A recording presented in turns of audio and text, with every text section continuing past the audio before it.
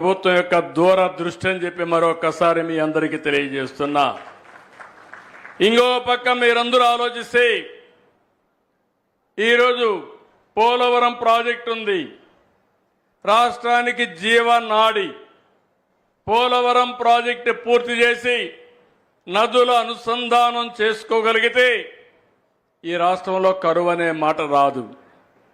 అందుకే ఈ ప్రభుత్వం ఆలోచిస్తున్నాం.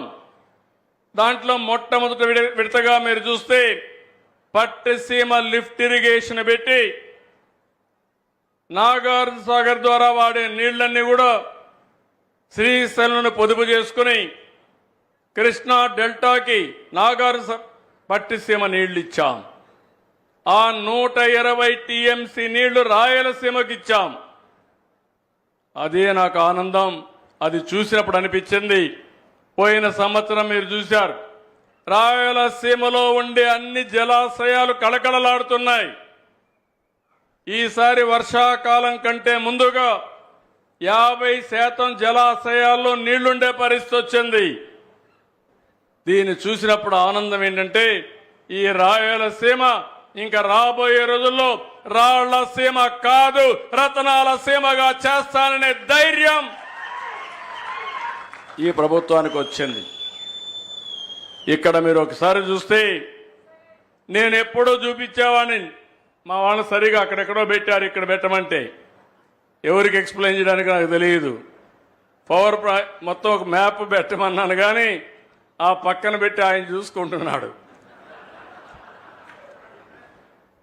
ఇక్కడ ఏంటంటే నేను మీరు గుర్తుపెట్టుకోవాల్సింది, శ్రీశైలం దగ్గర నుంచి ఒక కాలువ ఎస్ఆర్బిసి వస్తుంది, ఇంకో కాలువ ముచ్చుమర్రి వస్తుంది, ఇంకో కాలువ ఇక్కడే మల్యాల అంద్రినేవా వస్తుంది. ఈ 3 కాలువల ద్వారా మీరు నేరుగా చూస్తే ఏదైతే ఎస్ఆర్బిసి నుంచి వచ్చేది నేరుగా బనకచెర్లకు వెళ్ళి అక్కడి నుంచి నేరుగా తెలుగు గంగ ద్వారా సోమశిల కందలేరుకి వెళ్తాయి.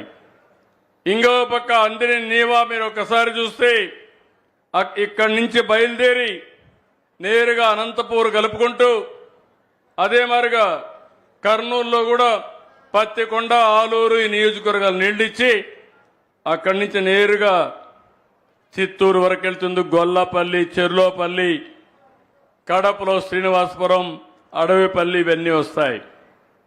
ఇంకో పక్క మీరు చూస్తే పెన్నా నది పైన పిఏబిఆర్ కానీ, మిడ్ పెన్నార్ కానీ, చాగల్లు బ్యారేజ్ కానీ, ఆ కిందన పైడిపాడెం, సిబిఆర్, వామికొండ, సర్వరాయ సాగర్ ఇవన్నీ కూడా వచ్చే పరిస్థితి వస్తుంది. ఇంకో పక్క మీరు చూసినప్పుడు ఏదైతే నేరుగా నగిరి గాలేరు పైన గండికోట, అవుకు, దానిపైన మైలవరం ఇలాంటి ప్రాజెక్టులన్నీ వచ్చి లాస్ట్కి పోయే కొద్దికి మళ్ళీ సోమశిల కందలేరుకు పోయి మళ్ళీ ఆ నీళ్లు తిరుపతి దాకా వస్తాయి.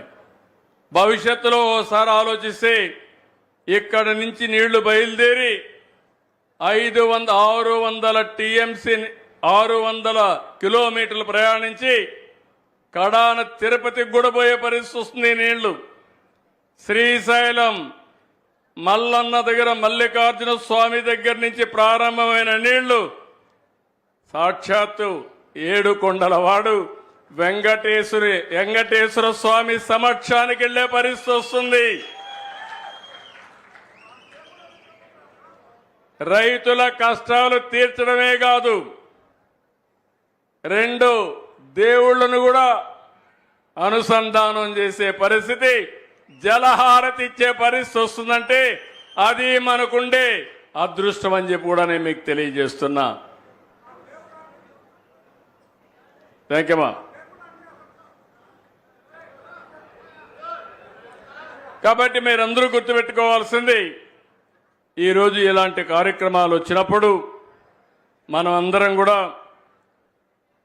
రాయలసీమ ప్రాజెక్టులన్నీ మనం పూర్తి చేసుకోగలిగితే,